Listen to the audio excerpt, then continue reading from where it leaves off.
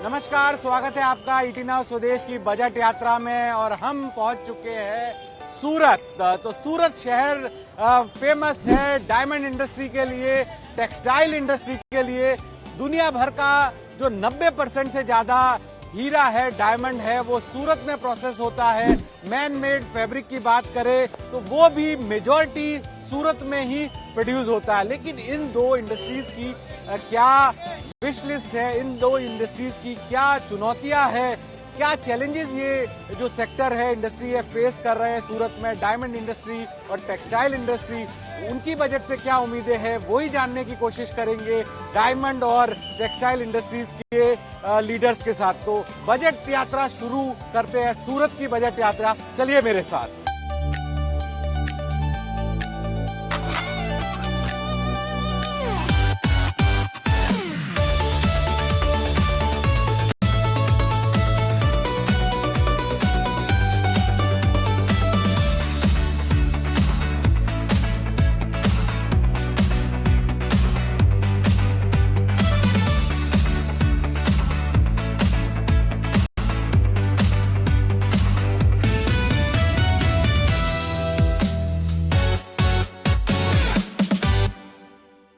सूरत में बजट यात्रा की हम शुरुआत कर रहे हैं डायमंड इंडस्ट्री के साथ। और डायमंड इंडस्ट्री में जो पिछले 20 साल, 30 साल, 40 साल से लोग हैं, इंडस्ट्री के लीडर्स हैं, मैन्युफैक्चरर्स हैं, ट्रेडर्स हैं, उनसे समझने की कोशिश करेंगे कि इस समय क्या चैलेंजेस है डायमंड इंडस्ट्री के लिए और किस तरह की उम्मीदें वो रखते हैं बजट से। सर, आपसे यही समझना चाहूंगा कि अब बजट है और आपकी क्या उम्मीदें हैं आने वाले बजट से, आपको क्या राहत चाहिए? मेरा नाम बाबू भाई वाघानी, मैं लेबगोन डायमंड एसोस का प्रेसिडेंट हूँ। हमारी उम्मीद यही है कि GSTMC कुछ पॉलिसी है गवर्नमेंट की, जो वो पॉलिसी जो डायमंड में लाएगा। तो बैंक से हमको बात हुई है, तो बैंक जो 7% से इंटरेस्ट से लोन देती है, इसमें 4% गवर्नमेंट की पॉलिसी में लेस आ जाता है। तो 3% इंटरेस्ट में पब्लिक को और रत्न कलाकारों, कारीगरों, कारखाने वाले को, छोटा कारखाने वाले को बहुत फायदा होता है। तो छोटा उद्योग बढ़ जाएगा। तो आज लेबगोन डायमंड करीबन 12 साल से शुरू हुआ है। तो उसमें 100 का धंधा 700 का हो गया, 700 से 1500 का हो गया, 1500 से 3000 तक हो गया। इतना ग्रोथ बढ़ रहा है। ओके, मतलब 30 गुने तक ग्रोथ हो गई पिछले 10 सालों में। सर, आप हमारे दर्शकों को बता पाए कि लैब ग्रोन डायमंड और नेचुरल डायमंड की जब बात होती है तो कैरेट के अंदर अगर 1 कैरेट का जो नेचुरल डायमंड है और वही लैब ग्रोन डायमंड है तो उसकी कीमतों में कितना अंतर होता है, और आपको लगता है कि लैब ग्रोन डायमंड में और ग्रोथ होगी? कीमतों में बहुत डिफरेंस है। डायमंड में कुछ फर्क नहीं लगता है। मैं करीबन 50 साल से बिजनेस करता हूँ, तो मैं भी नहीं पहचान पाता हूँ। लेकिन वो डायमंड की कीमत होती है कैरेट की 20,000 तक, तो उसकी कीमत होती है 4 लाख तक। 1 कैरेट की। तो सब लोग वो डायमंड, DTC का कुछ प्रोग्राम एक टाइम ऐसा था कि डायमंड सदा के लिए, तो डायमंड सदा के लिए। तो मैं लेबगोन के लिए ऐसा बोल रहा हूँ पहले से, को डायमंड सबके लिए जो 20,000 और आप कह रहे हैं 4 लाख रुपए तक का फर्क, यानी 20 गुना तक का फर्क है। सर, मैं अब आपके पास आऊंगा, आपसे समझना चाहूंगा कि इस समय डायमंड इंडस्ट्री के लिए क्या बड़े मुद्दे हैं और आपको लगता है कि सरकार को उस पर फोकस करना चाहिए जिससे सूरत की डायमंड इंडस्ट्री है, देश की डायमंड इंडस्ट्री है, उसको कुछ राहत मिले। Lab grown diamond association vice president Haresh bhai Narola सूरत से। और इसमें जो बड़ा मुद्दा है वो वर्करों का है कि जो पहले जितने वर्कर आते थे इस इंडस्ट्रीज में, उसमें आना कम हो गया, क्योंकि वर्करों के लिए कुछ सरकार कुछ नया राहत पैकेज कुछ आ नहीं रहा है। मेरे हिसाब से सरकार को कुछ वर्करों के लिए नया कुछ राहत पैकेज ऐसा देना चाहिए कि उसके बच्चे के उसके आगे की पीढ़ी सब डायमंड इंडस्ट्रीज में सब आए। कुछ डायमंड इंडस्ट्रीज में अपना जो वर्करों की पहले से रत्न कलाकार बोलते हैं, रत्न कलाकार सब ये हीरा नहीं घस पाते। जो रत्न कलाकारों की जो कला है वो वही कर सकते हैं जो, इसलिए वर्करों के बिना ये धंधा आगे चलना मुश्किल है। तो सरकार को ऐसा सोचना चाहिए कि नए वर्कर आए, ये धंधा बड़ा हो और अपना जो बिजनेस है वो खूब बड़ा हो, ऐसे सरकारों से बिल्कुल, वर्कर जो है वो बैकबोन है, उन पर भी सरकार को सोचना चाहिए। अब मैं सर आपके पास आऊंगा और हम इस समय सूरत में हैं। दुनिया भर के अंदर जो 90% डायमंड है वो सूरत के अंदर पॉलिश होता है। 5,000 से ज्यादा यूनिट्स है, 8 लाख से ज्यादा लोग इसमें जुड़े हुए हैं। सर, जो सूरत के अंदर डायमंड बोर्स की शुरुआत हुई थी, वर्ल्ड का सबसे बड़ा डायमंड बोर्स कहा गया था, तो वो हकीकत में कितना तब्दील हुआ है और वहां पर क्या और अभी कुछ इश्यूज हैं जिस पर सरकार को ध्यान देना चाहिए, जिससे ज्यादा से ज्यादा जो डायमंड के कारोबारी व्यापारी कंपनियां हैं वो वहां शिफ्ट हो सके। मेरा नाम किरण जीवाणी, मैं लेबगॉन डायमंड एसोसिएशन में मंत्री हूँ। एसडीबी की जो स्ट्रक्चर है वो जैसे डायमंड का धंधा है वैसे ही बनी हुई है। सरकार का तो खूब सपोर्ट है, इसलिए तो वो एसडीबी बना हुआ है सर। लेकिन इसमें क्या कुछ चैलेंजेस, सूरत के व्यापारी, मुंबई के व्यापारी, वो ऊपर के लेवल के व्यापारी उधर शिफ्ट हुए हैं, लेकिन नीचे से हम सबको साथ देना पड़ता है। जैसे मैन्युफैक्चर है, छोटे छोटे व्यापारी है, छोटे छोटे दलाल है, वो सब मिलकर एक साथ इस पर मूव हुए तो एसडीबी का जो स्ट्रक्चर है, जो डिजाइन बना है, डायमंड का बिजनेस है वैसा दिखना चाहिए, ज्वेलरी है सब, वो उधर सब कुछ एकदम परफेक्ट इसकी तरह ही बना हुआ है एसडीबी। हम साथ मिलकर सब उधर मूव हुए तो इसको मूविंग होगा और आगे बढ़ेगा। आप कह रहे हैं कि सुविधाएं सब है, केवल धारणा, परसेप्शन बदलने की जरूरत है, सभी नजरिया बदलना और उससे सबको फायदा होगा, पूरी इंडस्ट्री को फायदा होगा। सबको, पूरी इंडस्ट्री। तो सरकार उसमें और क्या राहत दे सकती है? सरकार इसमें सरकार श्री ने तो पहले से राहत दी हुई है। सरकार के सपोर्ट से ही एसडीबी बना है सर। सब हम इसके साथ में जो 4500 व्यापारी है इसको साथ मिलकर, और सरकार का सपोर्ट है इसलिए तो एसडीबी बना हुआ है। वो एक मालिक का नहीं है, जैसे कोई सामूहिक है। बिल्कुल बिल्कुल। अब मैं आपसे भी समझना चाहूंगा सर, आपके मुताबिक जो टैरिफ का मुद्दा है वो कितना बड़ा मुद्दा है और क्या सरकार को कुछ करना चाहिए जिससे टैरिफ की दिक्कत से आप जूझ रहे हैं उस पर कुछ राहत मिले और एक्सपोर्ट्स में कितनी कमी आई है? हमारे हिसाब से पहले तो हमारे डायमंड इंडस्ट्री के लिए we are facing tariff issue, कि टैरिफ इश्यू के हिसाब से अभी हम बहुत सारे एक्सपोर्ट कम हो गए हैं। लास्ट 6 महीने या 8 महीने में एक्सपोर्ट की रेशियो बहुत कम हो गई है। तो हम ऐसे सोचते हैं कि इंटरनेशनल लेवल के हिसाब से जो यूएसए ने इंडिया पे टैरिफ डाला, ऐसे तो सारी कंट्री पर डाला हुआ है, लेकिन जो इंडिया पर टैरिफ लगाया हुआ है इसके इंटरनेशनल लेवल के ऊपर कोई ऐसी समझौता हुए या टैरिफ कम हुए या तो निकाल दे तो वेल एंड गुड है। अदरवाइज जो ऐसा पॉसिबल है तो इनिशियल स्टेज के ऊपर हमको ऐसा कोई इंसेंटिव मिले कि जिस हिसाब से हम गवर्नमेंट से कुछ सपोर्ट लेके हम एक्सपोर्ट कर सके, क्योंकि हमारा बिजनेस का मेन ऐसे बताऊं तो लैब-ग्रोन डायमंड का मेन कंजप्शन यूएसए है, तो हमारा हाईएस्ट एक्सपोर्ट यूएसए में होता है।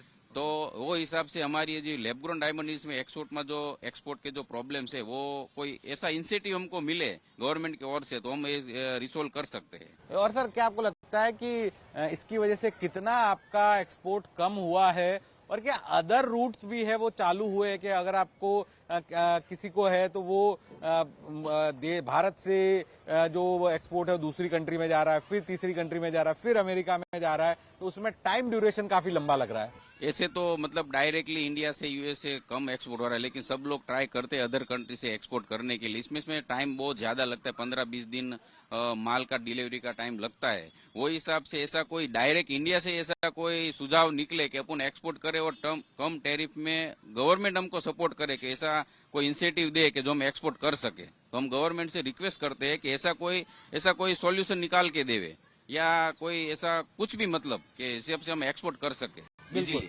एक्सपोर्ट को प्रोत्साहित करने की जरूरत है। सर, आपका नाम क्या है और आप सरकार से क्या मांग करते हैं डायमंड इंडस्ट्री के अंदर कि वो राहत मिलनी चाहिए? मेरा नाम अजय डोगरिया है। ये मार्केट में लोग मुझे अजय दरड़ के नाम से भी पहचानते हैं और मैं ये लैब-ग्रोन डायमंड इंडस्ट्रीज में ब्रोकरेज का काम करता हूँ। यानी कि मेरा काम ट्रेडर और मैन्युफैक्चर को जोड़ने का काम है, ये दोनों को जोड़ने का मेरा काम है। और नहीं तो आपको अभी क्या चैलेंजेस आ रहे हैं, या फिर आप अलग अलग, क्योंकि आप तो दोनों पक्ष जो है ट्रेडर और मैन्युफैक्चरर उनके साथ काम करते हैं, तो आपको लगता है कि चुनौतियां है अभी डायमंड इंडस्ट्री में, टैरिफ का इम्पैक्ट है और इस वजह से कुल कारोबार जो है वो कम हुआ है? टैरिफ के हिसाब से हमारे डायमंड इंडस्ट्रीज को बहुत बड़ा झटका लगा है, लेकिन हमने हमारे इंडस्ट्रीज ने और जीजेईपीसी और सब ने अलग अलग नए नए कंट्री में शोज और ब्रांडिंग करके एक नया रास्ता खोल दिया है। पहले हम ज्यादातर एक्सपोर्ट अमेरिका में ही करते हैं, क्योंकि डायमंड इतना महंगा था तो अमेरिका जैसी पैसादार कंट्री ही डायमंड खरीद सकती थी। अब जब लैब ग्रोन डायमंड आया है मार्केट में, तो लैब ग्रोन डायमंड दूसरे डायमंड के सक्षम बहुत थोड़ा सस्ता है, तो उसके हिसाब से सब कंट्री और शायद छोटा मोटा देश या छोटा मोटा लोग भी पहन सकते हैं। इसलिए हमने अमेरिका के सामने छोटे छोटे देश और छोटे छोटे लोग पहन सके ऐसा नया मार्केट की तलाश कर रहे हैं और उसके सामने हम नया नया शोज और सब लगा के एग्जीबिशन करके वहाँ नया एक ब्रांडिंग कर रहे हैं। तो उसका बहुत सारा डायमंड इंडस्ट्रीज को और मेन लैब ग्रोन डायमंड को उसका बहुत ज्यादा फायदा हो रहा है और हमारा मार्केट डे बाय डे बड़ा होता जा रहा है। बिल्कुल। तो ये हमने देखा जो डायमंड इंडस्ट्री से जुड़े हुए लोग हैं, ट्रेडर है, मैन्युफैक्चरर है, ब्रोकर है, उनका कहना है कि इस समय कुछ चैलेंजेस है। टैरिफ का जो इशू है वो सबसे बड़ा इशू है, क्योंकि एक्सपोर्ट होता है डायमंड यूएस के अंदर और टैरिफ की वजह से एक्सपोर्ट, जो यूएस का एक्सपोर्ट है वो कम हुआ है, तो सरकार को कुछ इंसेंटिव देने की जरूरत है। इसके अलावा और भी मांगे उठाई गई है। जो हीरा के कारोबारी के जो वर्कर्स होते हैं उनको राहत देनी चाहिए और इसके अलावा बैंक क्रेडिट में भी कुछ इंसेंटिव होना चाहिए। तो ये बात निकल कर आ रही है डायमंड इंडस्ट्री के जरिए। तो अब वक्त हुआ है एक ब्रेक का। ब्रेक के बाद हम और भी सूरत के अंदर जो इंडस्ट्री है, टेक्सटाइल इंडस्ट्री है, टेक्सटाइल इंडस्ट्री की क्या मांगे हैं, क्या उम्मीदें हैं, वो जानने की कोशिश करेंगे इस छोटे से विराम के बाद।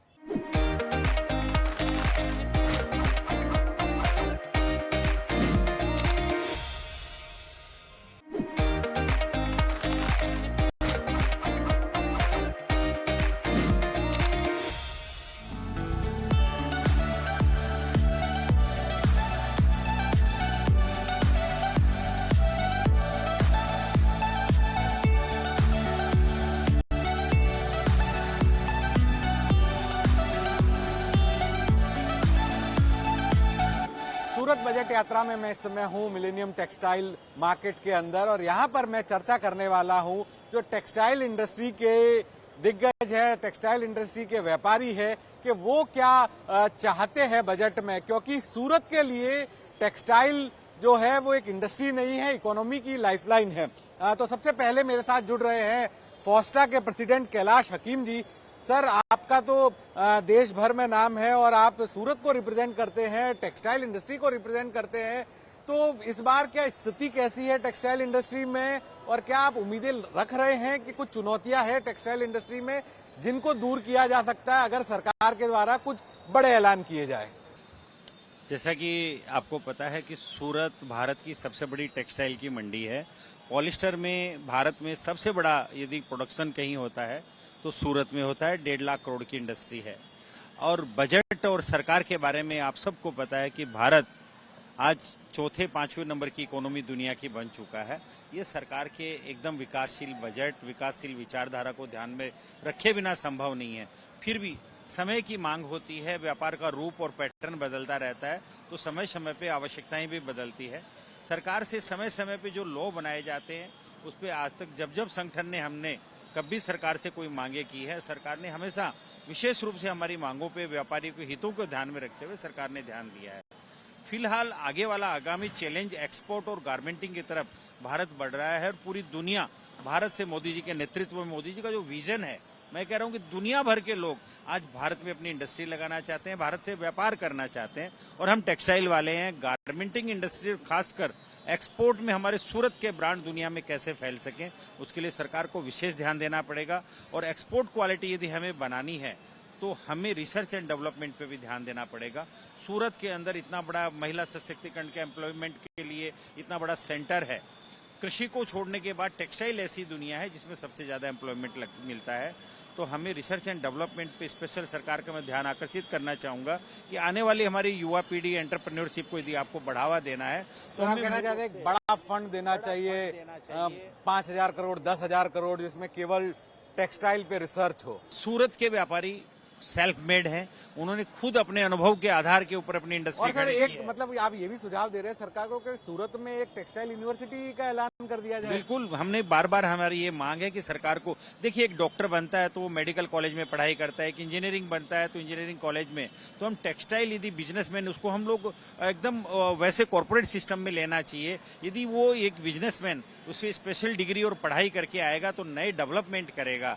यदि आज वो नई नई बातें सोचेगा तो उसको डेवलपमेंट करने के लिए सोर्स कहाँ है, वो सोर्स पैदा करने के लिए एक बड़ा म्यूजियम हो टेक्सटाइल का, एक प्लेटफॉर्म हो, इससे उन नए आगामी पीढ़ी के आने वाले बच्चों को बढ़ावा मिलेगा। और सूरत से बेहतर जगह वो क्या हो, सूरत से बेहतर कुछ हो ही नहीं सकती है। और सूरत के लोगों में वो ताकत है।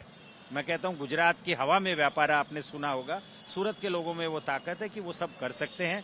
सरकार हमेशा जिस तरह से ध्यान देती है, ये एक मांग यदि हमारी और पूरी होती है, सरकार ध्यान देती है, तो आने वाला समय सूरत नहीं भारत के लिए दुनिया में एक बड़ा एक हमारा कदम होगा। बिल्कुल। सर आपसे भी मैं समझना चाहूंगा, अभी अगर आपको लगता है कि 2-3 क्या चैलेंजेस है टेक्सटाइल सेक्टर के लिए जिस पर सरकार को ध्यान देना चाहिए? भाई साहब, मैं जीएस मेहता आदर्श टू मार्केट का प्रेसिडेंट हूँ। देखिए भाई साहब, हमारे यहाँ पर हम बहुत खुश नसीब हैं, सूरत के लोग बड़े खुश नसीब हैं। ऑल ट्रेडर्स एसोसिएशन के जो मेंबर्स हैं ट्रेडर्स एसोसिएशन के, कि फोस्टा द्वारा हमें बहुत प्रोत्साहन दिया जा रहा है। फोस्टा ने हमारे जो वर्कर्स हैं, सर अभी चुनौतियां क्या है, मैं मान रहा हूँ। तो देखिए सबसे बड़ी चीज है, हमें शॉर्ट एनालिसिस करना पड़ेगा। हमारी स्ट्रेंथ क्या है, हमारी वीकनेस क्या है, हमारे लिए अपॉर्चुनिटीज क्या हैं और हमारे थ्रेट्स क्या हैं बिजनेस में, इसे कहते हैं शॉर्ट एनालिसिस। और हमें नए इनोवेशन लाना होगा, जिससे हमें क्या डिमांड है मार्केट में, क्या एक्सटर्नल जहाँ एक्सपोर्ट हम कर रहे हैं वहां पर क्या डिमांड है।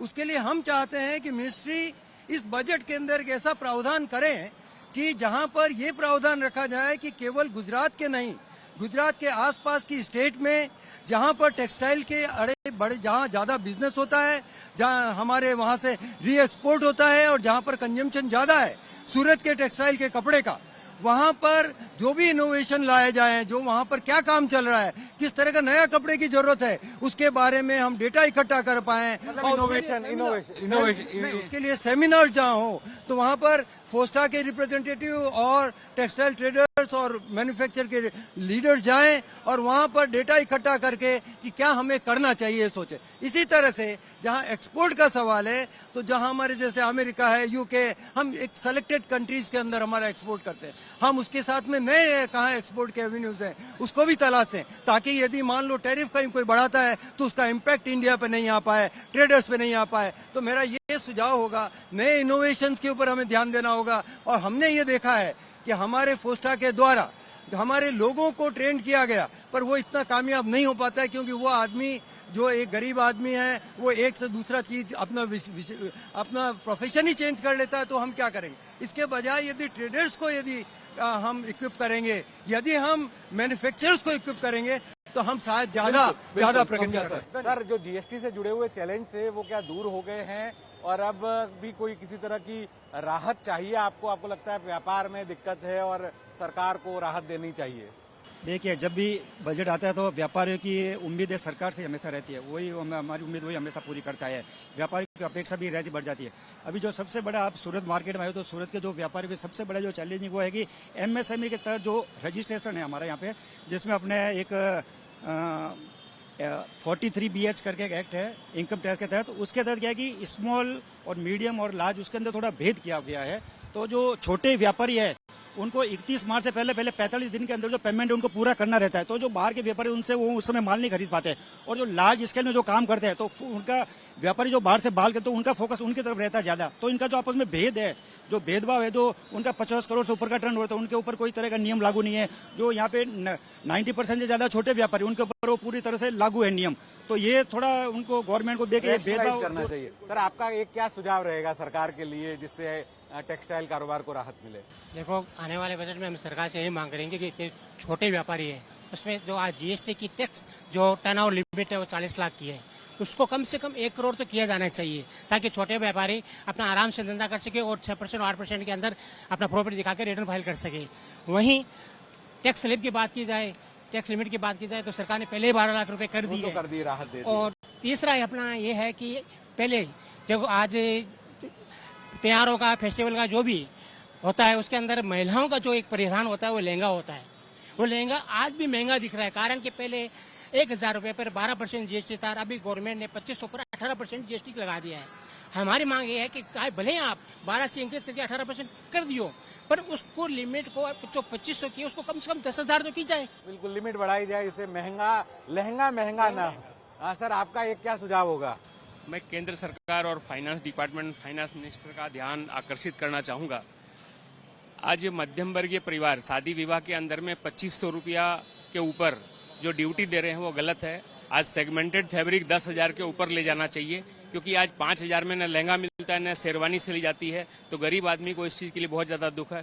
केंद्र सरकार से निर्णय है, मेरा निवेदन है कि इस ओर आप अपना ध्यान आकर्षित करें। बिल्कुल सर, आपका क्या मेरा सुझाव? नाम नीरज अग्रवाल है और एज ए युवा और नई पीढ़ी के लिए हम सभी सूरत के कपड़ा व्यापारी सरकार से आने वाले केंद्रीय बजट में यही उम्मीद करते हैं कि सरकार हमारे सूरत शहर को, जो एक ऑल्दो एक टेक्सटाइल सिटी है लेकिन यहाँ पे एक भी टेक्सटाइल यूनिवर्सिटी नहीं है, तो एटलीस्ट नई पीढ़ी जो हमारी यहाँ पर इसके अंदर आ रही है वो टेक्सटाइल बिजनेस में अगर आती है और वो पढ़ लिख कर टेक्सटाइल यूनिवर्सिटी यहीं पे ही होगी, वहां से ज्ञान अर्जित करने के बाद जो नई डेवलपमेंट्स है, नई रिसर्चेज है, नई टेक्नोलॉजी जो टेक्सटाइल में आ रही है वो टेक्सटाइल यूनिवर्सिटी को जरूर से यहाँ पर आपका एक सुझाव क्या होगा संक्षिप्त में? मेरा ये सरकार से ये है कि गवर्नमेंट स्वदेशी कर रही है। स्वदेशी करनी है तो हमारे करोड़ों रुपए की पड़ोस वाले देश से मशीनरी आ रही है।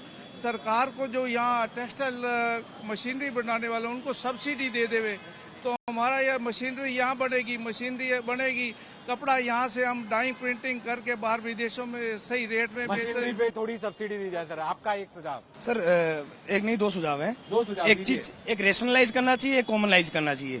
रेशनलाइज करना चाहिए एमएसएमई स्कीम्स को, क्योंकि यहाँ की इंडस्ट्री जो है वो टेक्सटाइल इंडस्ट्री, उसमें 45 डेज का क्राइटेरिया सेट नहीं बैठता है, क्योंकि इसमें मल्टीपल बोटल नेक्स रहती है, जिसकी वजह से उसको इंडस्ट्री के हिसाब से रेशनलाइज करके 45 डेज को लिमिट करके 90 डेज तक करना चाहिए। और दूसरी जीएसटी रेट है, जीएसटी रेट ऑलरेडी रेशनलाइज है 5% और 12%, तो उसको कॉमन करके 5% या 20 का रास्ता वो जीएसटी काउंसिल। सर, आखिर में आपसे पूछूंगा, आपकी एक क्या राय होगी, क्या सुझाव होगा जिससे टेक्सटाइल सेक्टर को कुछ राहत मिले? इंडिया की टेक्सटाइल इंडस्ट्री को एक्सपोर्ट कॉम्पिटिटिव बनाने के लिए हमें इंडिया में लेटेस्ट टेक्नोलॉजी की जरूरत है। लेटेस्ट टेक्नोलॉजी हमें कोरिया, चाइना, जर्मनी, जापान जैसे देशों से मिल सकती है, बट टेक्नोलॉजी ट्रांसफर अपने आप में एक बहुत ही एक्सपेंसिव प्रोसीजर है। तो उसके लिए मैं एज यंग एंटरप्रेन्योर गवर्नमेंट से डिमांड करता हूं कि हमें टेक्नोलॉजी ट्रांसफर के लिए कुछ इंसेंटिव्स दिए जाए। बिल्कुल, टेक्नोलॉजी ट्रांसफर के लिए कुछ इंसेंटिव दिए जाए। तो ये हमने जानने की कोशिश करी सूरत के सबसे बड़े मार्केट से कि टेक्सटाइल इंडस्ट्री की क्या मांग है।